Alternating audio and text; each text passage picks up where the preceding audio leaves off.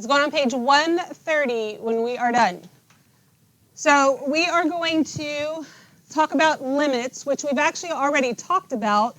Our notation just wasn't the official limit notation, and we didn't talk about everything with limits, but we did talk about in behavior quite a bit at the beginning of the year, right? If we have something like the graph here, this little warm-up, and we're talking about end behavior. Remember, there's stuff going on in the middle. We don't necessarily care about that. Yes, we got zeros there. We've got maximums, minimums. There's all kinds of things going on. But when we're talking about end behavior, we're literally talking about way out at the ends where we really can't actually see. So we would write things like, as x approaches infinity, f of x approaches. Well, as x gets bigger and bigger and bigger, what does y approach? Negative infinity. So as x approaches infinity, f of x approaches negative infinity. Okay? And then as x approaches negative infinity, f of x approaches what? Infinity. Okay? Make sense? That is limit and one kind of limit notation, but not exactly the official limit notation we want. So meaning that we're going to get really, really close, but we're not actually going to get there. Kind of like, and I think I've used this example for something different before, but if we take the distance between me and this podium, right? And then I cut that distance in half, and I cut it in half again, and I cut it in half again, and I keep cutting it in half, in theory, am I ever going to actually reach it? No. But I'm going to get the distance between me and this podium is going to get infinitesimally small, right? Teeny, teeny, tiny, like really, really close to zero. But it's never actually zero because I keep dividing by 2. Does that make sense? So the limit as I approach this podium is 0. That's what our distance is approaching, is 0. So what a limit is the concept, so it's really more of a concept, I guess, the concept of a function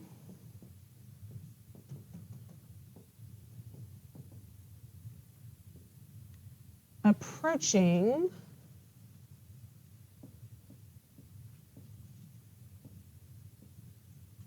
a certain value.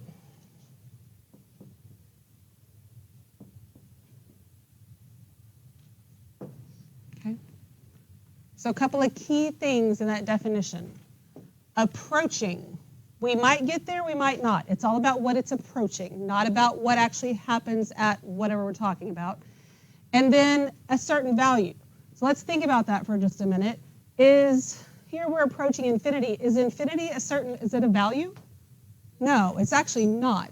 So there's a little side note on how we handle infinity with this, which we'll get to. But again, it's all about what we're approaching. So I'm going to show you a short little video that I think describes limits and how they work pretty well. And then we'll look at the official notation and look at it a little bit further.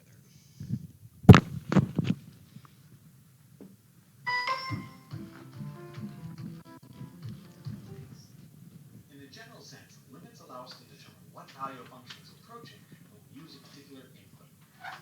Not necessarily what the function gives us as an output, but rather what value it's getting arbitrarily close to. Let's explain limits using an analogy. Suppose you are watching TV and start getting a massive craving for pizza. Fortunately, you just happen to have some leftover pizza in the kitchen. So you get it from the couch and start heading towards the fridge. In this instance, if someone were to describe where you are going, they would say you are approaching the fridge. They would be confident in their description because as you keep walking, you are getting closer and closer to where the fridge is located. This example is the same thing we want to do with functions. When we take the limit of a function, we are describing where they are going. Let's see an example of this with the function 3x squared minus 1.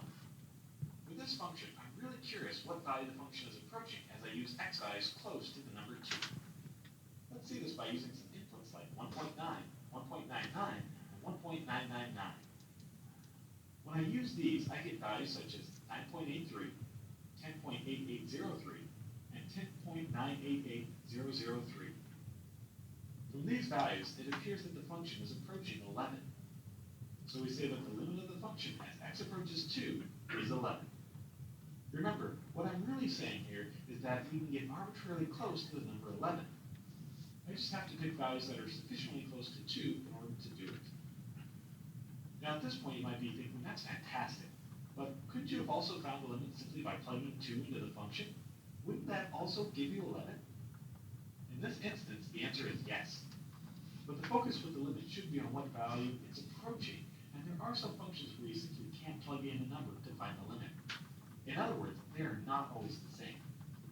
Let's cover this by going back to our pizza analogy. Like before, you've been struck with a craving for pizza. So you are headed towards the fridge for a quick snack. Now, in one scenario, the fridge is there, loaded with pizza, and you can easily satisfy your craving for pepperoni. But in an alternate scenario, the fridge is gone, possibly stolen by pizza-craving ninjas, and you are left empty-handed. Even though both of these situations are completely different, your behavior leading up to them is exactly the same. In either case, you are still approaching the fridge. This is the key difference with limits. They are used to describe what value a function is approaching. They are not used to describe the value the function actually reaches. Let's see how this works with yet another function. Let's go ahead and use x squared minus 4 all divided by x minus 2. Like before, we are interested in what value the function approaches as we use x values close to 2. Let's go ahead and choose inputs like 1.9, 1.99, and 1.999. When we use these, we get values of 3.9, 3.99, and 3.999. From these, it appears that the function is approaching 4. So again, we say that the limit of the function as x approaches 2 is 4. If you try and find this value by instead plugging into, something strange happens. When you plug 2 into the function, you get 0 divided by 0. This shows that the function doesn't actually ever get to 4. In fact, a quick look at the graph shows a hole right where 4 is. Despite the hole, the behavior of the function leading up to it is the same. Since behavior is the same, we still say that the limit of the function as x approaches 2 is 4, even though it never actually gets there. Hopefully both of these examples really highlight how limits focus on the behavior of a function, what they get arbitrarily close to. One thing we still have left to cover is what it exactly means when we say that a function gets arbitrarily close to a value. But don't worry, we'll be able to tackle that tricky problem in the next video when we introduce epsilon and delta. Okay, so we're not actually introducing epsilon and delta, but so you understand it's about what you're approaching. Maybe you get there and there's pizza, maybe you don't, it doesn't matter, but the behavior was the same. We were approaching the fridge, okay? So let's look at what the limit notation, which he showed you, I don't know if you caught it, but what this actually looks like this. So it says, given the function f of x, the limit L of f of x as x approaches c can be written as, so you write LIM, and then as x approaches c, it goes underneath it, okay, directly underneath it. So the limit as x approaches c of f of x is equal to some value L. Okay. So we're saying the same thing as we did with this. So as x approaches negative infinity, f of x approaches infinity. That means the limit as x approaches negative infinity of f of x is infinity. Does that make sense to you? That's what's happening. This is your official limit notation and how you write it. Okay? We all good on that? All right. So let's look at these. So it says, write the end behavior of each function as a limit. So I would say here, the limit, and then we're talking in behavior, so as x approaches infinity, so the limit as x approaches infinity of f of x equals what? Negative infinity, exactly. And the limit as x approaches negative infinity, bless you, of f of x is also negative infinity. So in behavior is still in behavior. We're just writing the limit in a different form. Okay? And I didn't use the word limit with you when we were talking about in behavior, but that's what it is. On number 3, we have a horizontal asymptote right here. So then the limit as x approaches infinity of the function of f of x equals what? As x approaches infinity, what does f of x approach? -4. And then the limit as x approaches negative infinity of f of x equals what? Infinity. Okay. So in behavior, same concept that we did a ton throughout the year. We're just changing the notation up. Okay, we're good on that? Any questions on that part? All right, so that's in behavior. But what if c is a certain value? If c is a certain value, like instead of approaching infinity, we're approaching 5 or whatever. So if c is a certain value, then the limit is the value in which x is approaching from either side of c. So it has to be approaching the same thing from either side of it. All right? So we have to be able to determine limits from tables, from graphs, and from the function equation itself, 3 different ways. So we're going to look at the table first.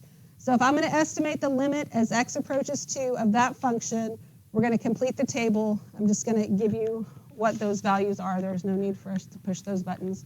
But I want to know as x approaches 2, but I'm going to substitute in 1.997. That's going to give me -0.752, and then -0.751, then -0.751, -0.750, -0.749, and -0.749.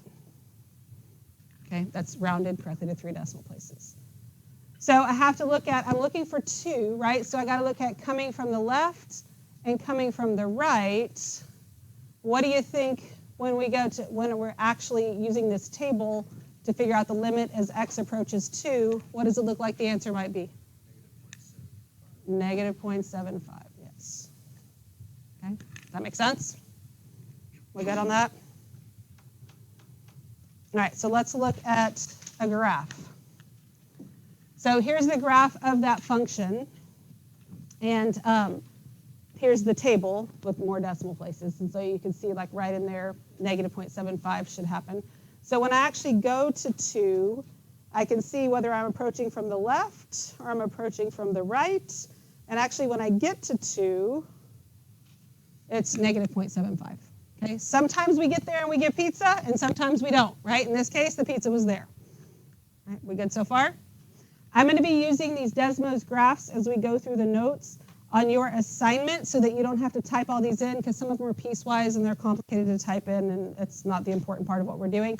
I'm going to have assigned to you a Desmos activity, so the graphs are there for the questions that you're working on already. Does that make sense? So I'll give you a worksheet that has the questions, and then you just have the graphs up so you can manipulate it and move it around and do whatever like I'm doing. Okay? All right. So let's flip this over then. So that's how you use the table. So then it says to estimate each limit using a table or a graph. We're not going to use the table anymore. I think the table is super easy and very self-explanatory. I would ignore this graphing calculator tip also, because that's really more for a TI. I should have taken that off. Plus, we're not even using the table stuff, so it doesn't matter.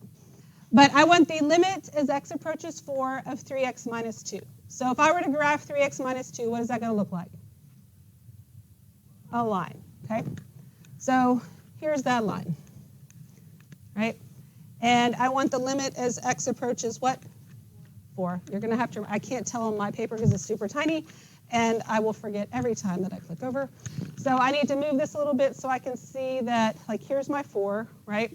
And so as x approaches 4, whether I approach it from the left or I approach it from the right, and when I actually get to 4, if I can get to 4, there you go, it tells me when x is 4, y is 10, which means my answer is 10. It's that easy. Your first line of defense is always to plug it in. All right, so then the next one looks like this. What are we trying to approach? 1? -1, thank you. So as x approaches -1 from the left and from the right, and we get to -1, there you go. The answer is -3.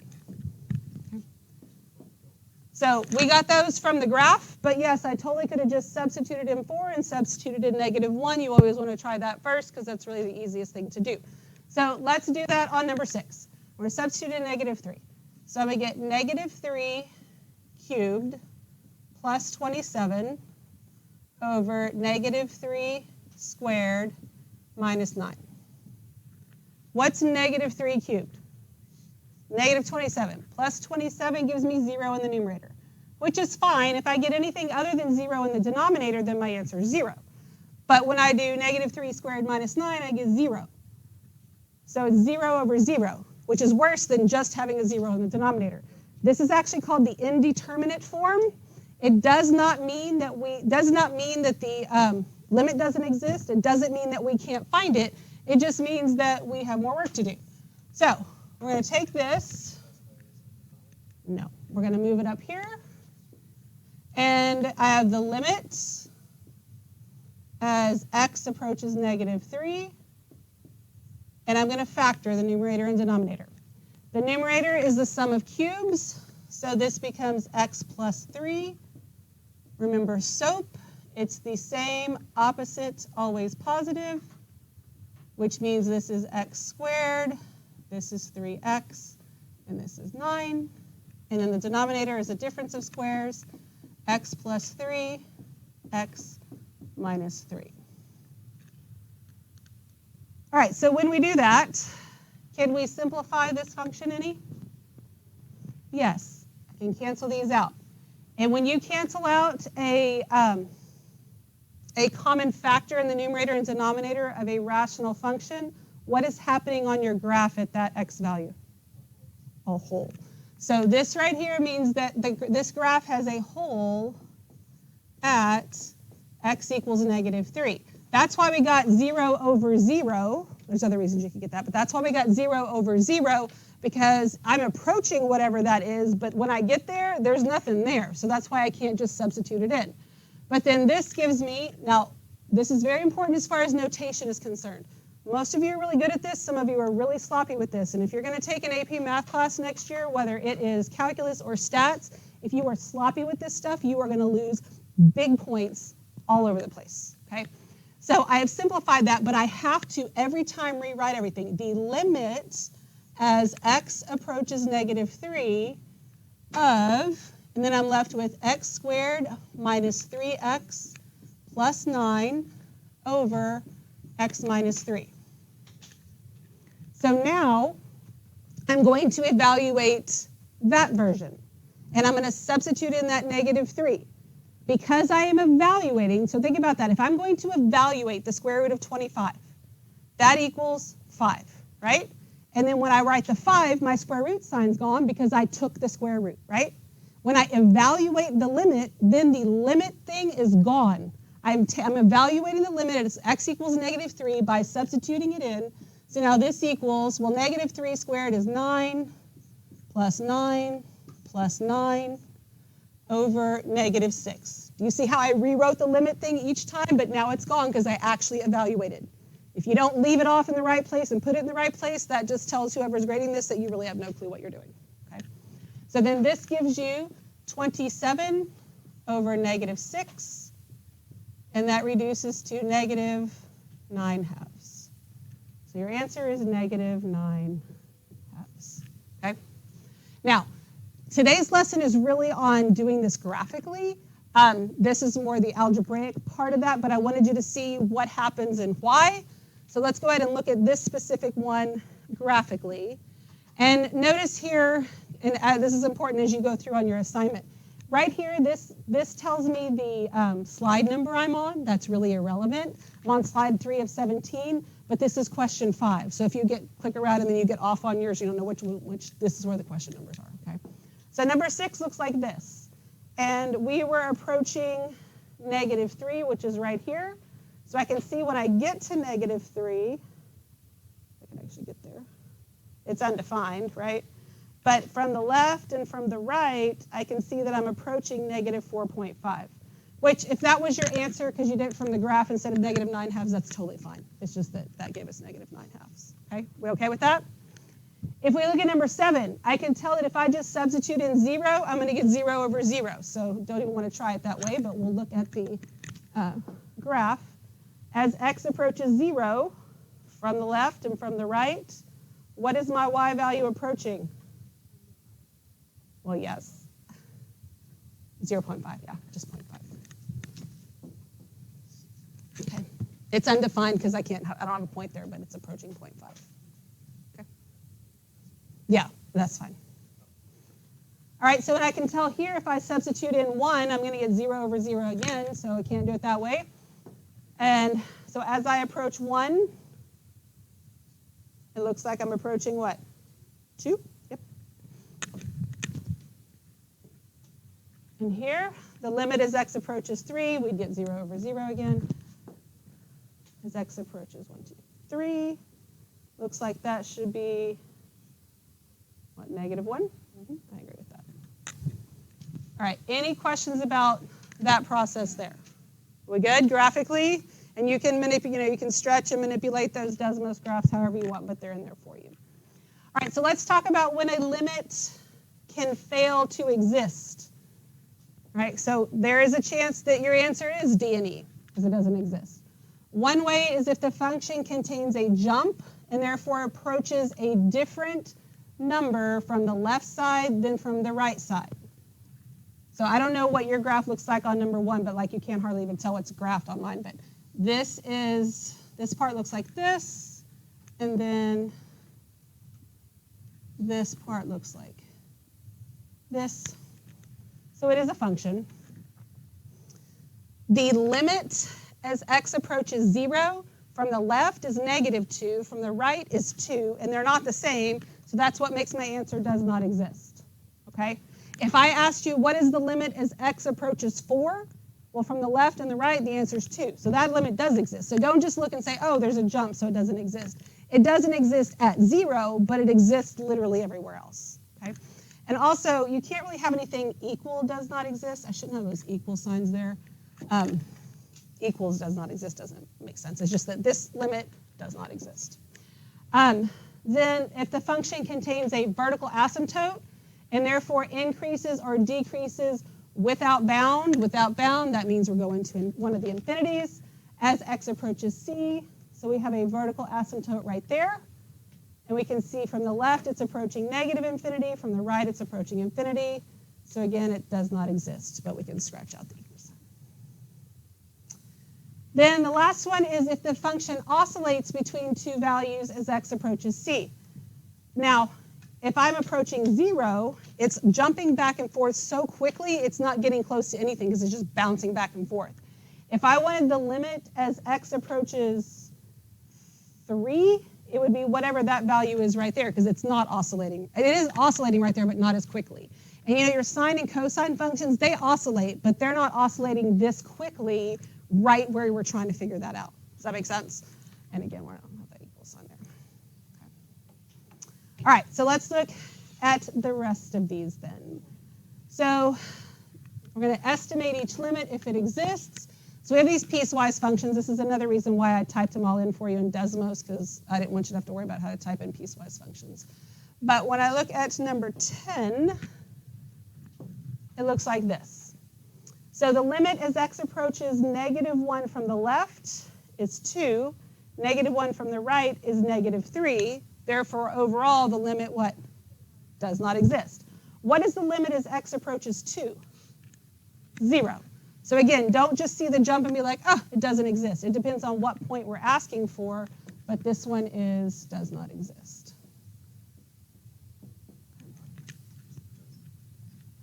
All right, so let's look at 11. Got another piecewise function. It looks like this. Okay, so we've got the red and the blue put together.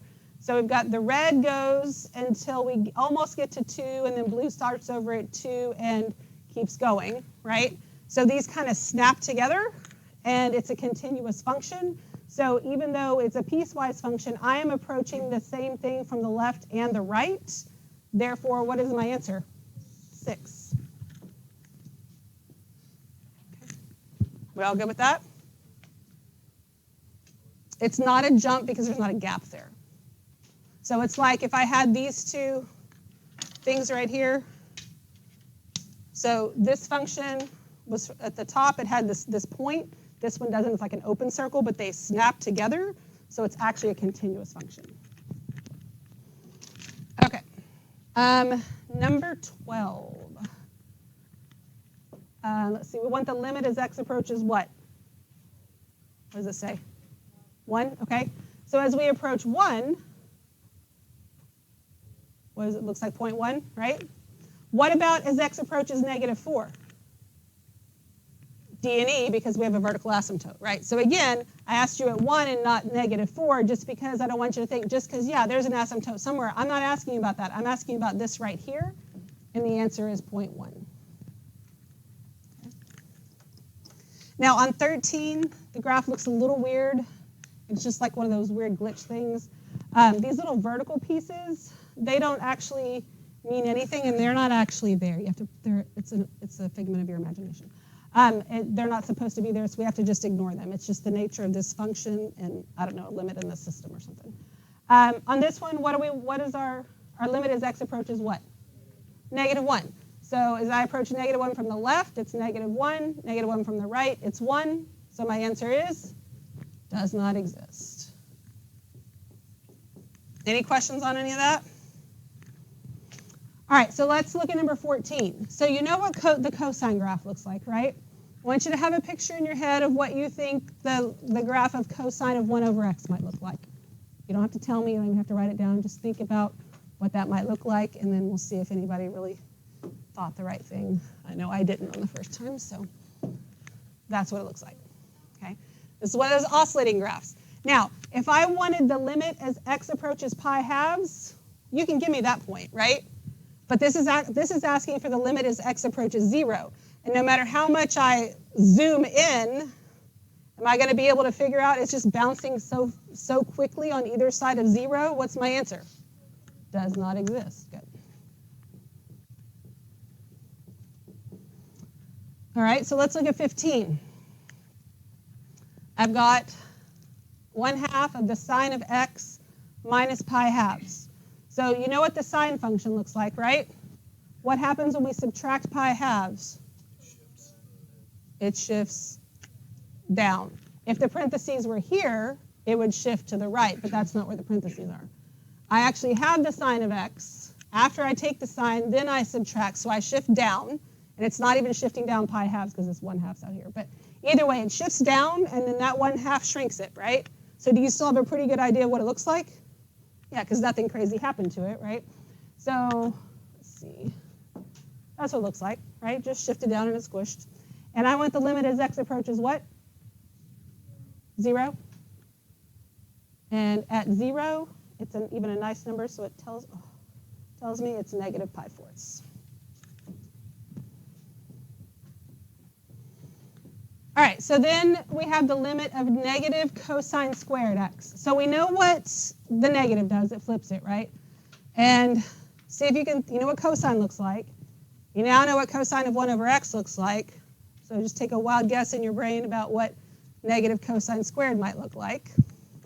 We want it as x approaches pi halves. And that was very disappointing, right? Didn't you kind of expect something a little bit more phenomenal? Because it just kind of looks like the cosine graph. And that's true. But as x approaches pi halves, what's my limit? 0. Just a 0. All right. Do we know what the tangent function looks like? Yes. And this is just plain old tangent. What's going on at your tangent function at pi halves? Doesn't tangent looks like this, right? So it's a vertical asymptote. And if you're not sure, we're going to look at the graph. It's fine. But here we are. So pi halves. So on the left of it, I'm approaching infinity. On the right of it, I'm approaching a negative infinity. So my answer is does not exist. All right. So now, unbounded behavior. That's where we're approaching the infinity. So here's that little asterisk I told you about on the front. Like, we have to treat infinity a little bit different.